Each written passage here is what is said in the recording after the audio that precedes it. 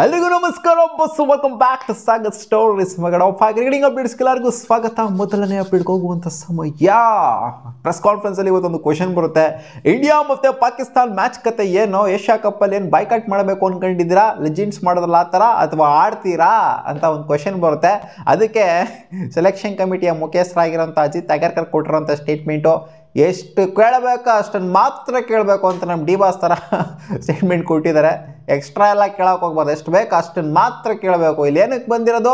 Squad ಬಗ್ಗೆ discuss ಮಾಡೋದಕ್ಕೆ, Asia cup squad ಬಗ್ಗೆ ಡಿಸ್ಕಸ್ ಮಾಡೋಕ್ಕೆ. ನಾವು ಅಲ್ಲಿ ಮ್ಯಾಚ್ ಆಡ್ತೀವ ಬಿಡ್ತೀವ, ಇಂಡಿಯಾ ವರ್ಸಸ್ ಪಾಕಿಸ್ತಾನ ಏನು, ಇಂಡಿಯಾ ವರ್ಸಸ್ UAE ಏನು, ಇಂಡಿಯಾ ವರ್ಸಸ್ ಅದೇನು, ಇಂಡಿಯಾ ವರ್ಸಸ್ ಇದೇನು, ಅವೆಲ್ಲ ಡಿಸ್ಕಸ್ ಆಗಬಾರ್ದು ಇಲ್ಲಿ.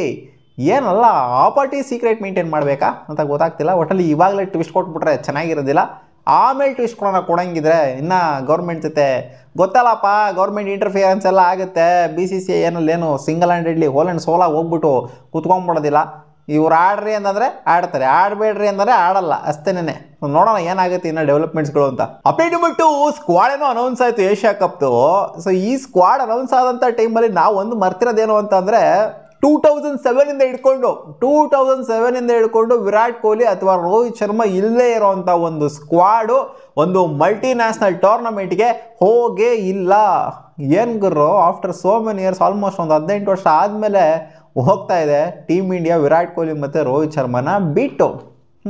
ಏಜ್ ಆಗ್ತಿದ್ದಂಗೆ ಆಕ್ಸೆಪ್ಟ್ ಮಾಡ್ಕೊಬೇಕಾಗತ್ತೆ ನಾವು.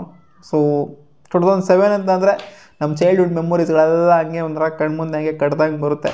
ಸೊ ಇಷ್ಟು ವರ್ಷ ಇಬ್ಬರೂ ಕೂಡ ಒಂಥರ ರೂಲ್ ಮಾಡಿದ್ರು ಅಂತ. ಬಟ್ ಇವಾಗ ಒಂದು ಟೂರ್ನಮೆಂಟ್ಗೆ ಅವ್ರು ಇಬ್ಬರನ್ನ ಅಥವಾ ಅವರೊಬ್ಬರನ್ನ ಬಿಟ್ಟು ಹೋಗ್ತಿದ್ದಾರೆ ಅಂತಂದರೆ ಬೇಜಾರು ಖಂಡಿತ ಆಗೇ ಆಗುತ್ತೆ.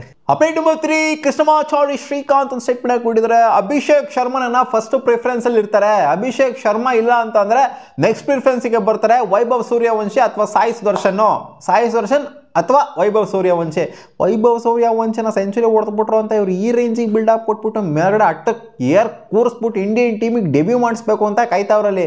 14 ವರ್ಷದ ಪ್ಲೇಯರ್ನ 15 ವರ್ಷ ಆಗಬೇಕು ಇಂಟರ್ನ್ಯಾಷನಲ್ ಕ್ರಿಕೆಟ್ನ ಆಡಬೇಕು ಅಂತಂದರೆ ಏಜ್ ರೆಸ್ಟ್ರಿಕ್ಷನ್ ಇದೆ. ಬಟ್ ಆದರೂ ಕೂಡ ಇವರು ಪುಷ್ ಮಾಡಿದ್ದಾರೆ ಇವರ ನೇಮ್ನ. ಅಲ್ಲ ಈಗ ಏನು ಈ ಥರ ಏನು 14 ವರ್ಷಕ್ಕೆ ಏನಾದ್ರು ಆಡೋ ಥರ ಇದ್ಬಿಟ್ಟಿದ್ರೆ ಇನ್ನೇನು ಕತೆ ನಾನು ಹಂಗೆ ಅಂದರೆ ಆಡ್ಸೋದಿಲ್ಲ ನನ್ನ ಪ್ರಕಾರ. ಇಷ್ಟು ಬೇಗ ಎಲ್ಲ ಅವನ ಅಜ್ಜಿ ಎಲ್ಲಿ ಶ್ರೇಯಸ್ ಅಯ್ಯರ್ಗೇ ಅವಕಾಶ ಕೊಟ್ಟಿಲ್ಲ. ಅಲ್ಲಿ ಎಂತೆಂಥ ಲೆಜೆಂಡ್ರಿ ಪ್ಲೇಯರ್ಗಳನ್ನೇ ಕೂರಿಸಿದ್ದಾರೆ. ಇಲ್ಲಿ ವೈಭವ್ ಸೂರ್ಯವಂಶಿ ಒಂದೇ ಒಂದು ಸೆಂಚುರಿ ಇಟ್ಬಿಟ್ಟು ಮಾತ್ರಕ್ಕೆ ಪಟ್ಟಣಂಗೆ ಆಡಿಸ್ಬಿಡ್ಬೇಕು ಅಂತೆಲ್ಲ ಏನೂ ಇಲ್ಲ.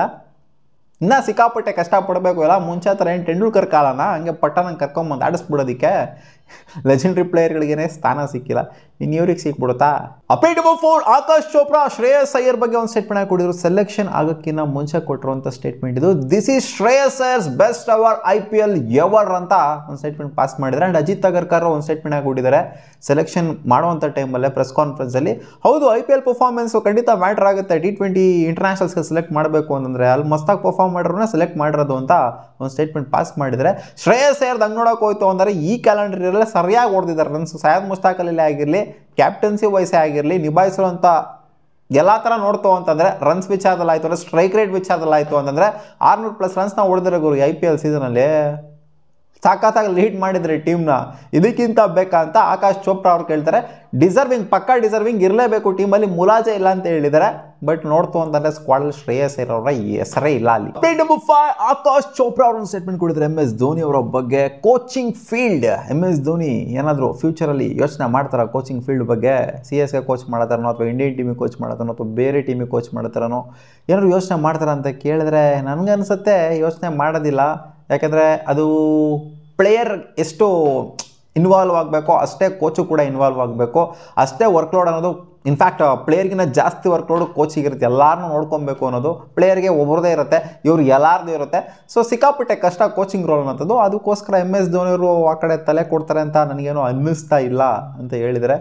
MS ಧೋನಿ ಅನ್ಕೊಂತಿರ್ತಾರೆ ಏನು ಮಗ ಸ್ಟೇಟ್ಮೆಂಟ್ ಮೇಲೆ ಸ್ಟೇಟ್ಮೆಂಟ್ ಪಾಸ್ ಮಾಡ್ತಾರೋ, ಯಾಕೆ ನಾನು ಕೋಚಿಂಗ್ ನನಗೆ ಇಂಟ್ರೆಸ್ಟ್ ಇದೆ ಗುರು, ನೀನೇನು ಗುರು ಹಿಂಗೆ ಇಲ್ಲ ಅಂತ ಹೇಳ್ತಿದ್ಯಾ ಅಂತ.